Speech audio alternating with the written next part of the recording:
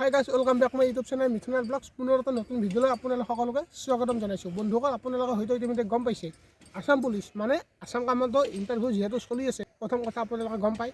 Next হৈছে ইয়াৰে interview Assam পুলিচৰ নিচিনা নহয়, মানে অসম পুলিচৰ নিচিনাই হয়, কিন্তু ইয়াতে ইভেণ্ট থাকিব 4টা। আপোনালোকে হয়তো প্ৰত্যেকেই গম পায়, যিসকলে ইণ্টাৰভিউ দিব বা যিসকলে নিদিয়ে তেওঁলোকে গম পায়, কিন্তু যিসকলে দিব তেওঁলোকে ভালদৰে গম পায়। ইয়াতে 4টা ইভেণ্ট থাকিব।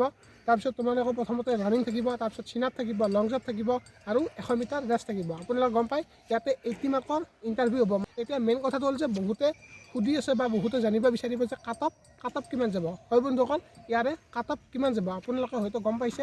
থাম্বনেইল টাইটেল চাই হয়তো আপোনালোকে ইতিমধ্যে গম পাইছে যে ভিডিঅ'টো কিহৰ ওপৰত হ'বলৈ গৈ আছে।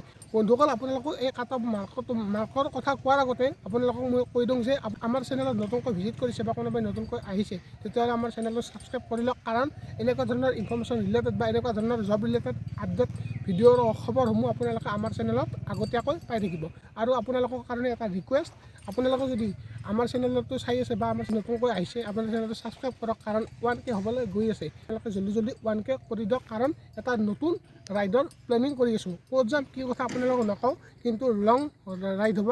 তো আপোনালোকক মই ক'ত যাম কি কথা আপডেটবোৰ সকলোখিনি দি থাকিম।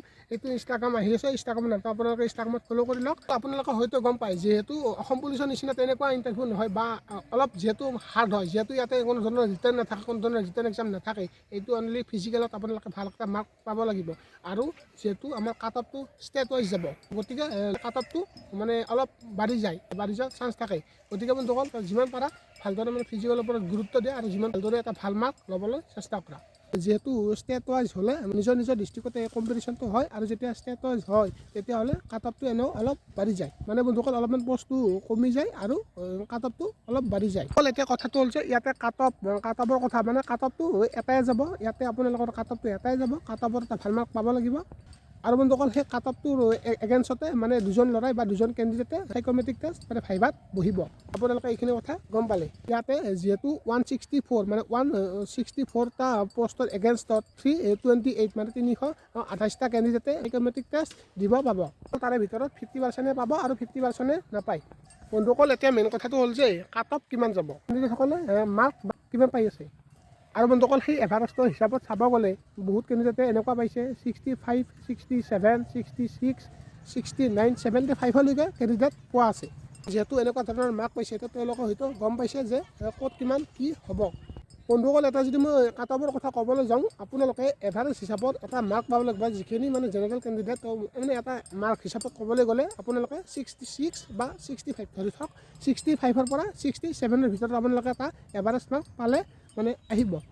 এতিয়া বন্ধুসকল, বহুতে ক'ব পাৰে যে বহুতে 69 পাইছে, বহুতে 70 পাইছে, 71 পাইছে, 75 পাইছে। এনেকুৱা কথা নহয়। আপোনালোকে মানে ভয় নাখাব, আপোনালোকে একদম ডাউন নকৰিব। আপোনালোকে বেলেগে যিমান পাইছে কোনো কথা নাই, নিজে কিমান পাইছা বা নিজে এটা ভাল কিমান ফিজিকেলত ল'ব পাৰিবা সেইটো গুৰুত্ব দিয়া। বুজি পাইছেনে? এনেকুৱা ধৰণৰ মাৰ্ক 80ৰ ভিতৰত তো ইমানো মানে পোৱাটো সহজ নহয়। হয়তো পাব পাৰে, হয়তো বহুতে মানে 10জনৰ ভিতৰত প্ৰায় এজনে পাব পাৰে। আপোনালোকে এইখিনি কথা মনত ৰাখক। সেই এজনে যিটো মানে 75 বা 76 এনেকুৱা ধৰণৰ যদি মাৰ্ক পাইছেও, মানে সেই ল'ৰাজন বা সেই কেণ্ডিডেটৰ কাৰণে কাট অফটো বাঢ়ি নাযায়।